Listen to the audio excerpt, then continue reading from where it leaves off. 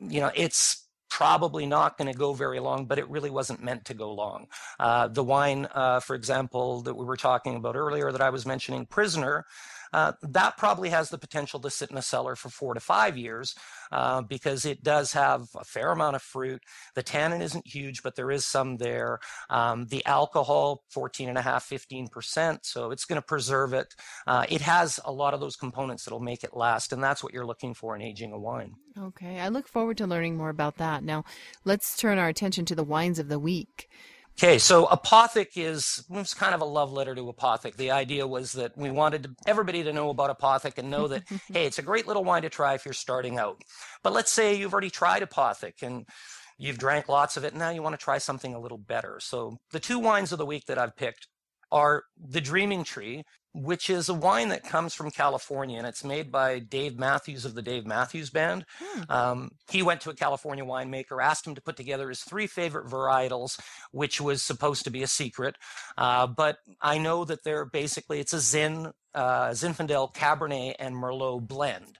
The wine is, again, very similar to Apothic, but tends to have maybe a little bit more structure, a little hint more oak, and would be just a slight maybe step up.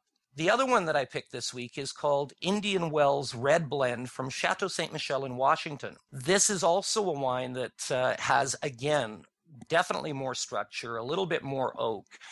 It does have a big fruity kind of opening, but there are some darker fruits that come through the middle of that wine that make it very interesting for me. I would also say that, people that might be curious about the Prisoner, that would be a good one to try, but this is a $30 wine that I think competes very well with a wine like the Prisoner. A little more serious of a wine. It'll give you an idea of what a red blend at that quality can be, and also in the same style of Apothic. So wonderful. Great recommendations. I'm actually writing those down. I'll let you know next time. All right. Thanks for sharing your insight into red wine with us, Matt. My pleasure, Kimberly. I'm sure folks will enjoy the blends you've recommended. I'm sure that I will as well.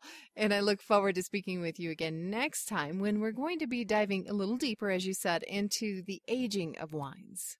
Now, if you enjoyed what you learned here today, we invite you to subscribe by clicking on the subscribe link in the show notes. Matt, again, thanks so much. Anytime, Kimberly. Talk to you soon.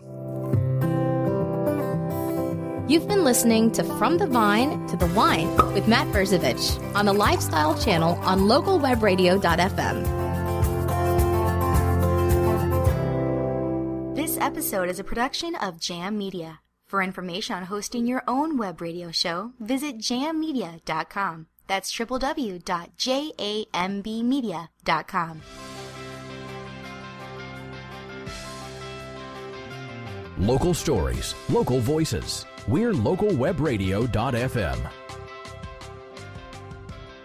The opinions expressed by our guest and host on localwebradio.fm do not necessarily reflect the views of Jam Media or its owners. No expressed or implied opinions of any product or service should be considered an endorsement or recommendation of any kind by Jam Media or its owners.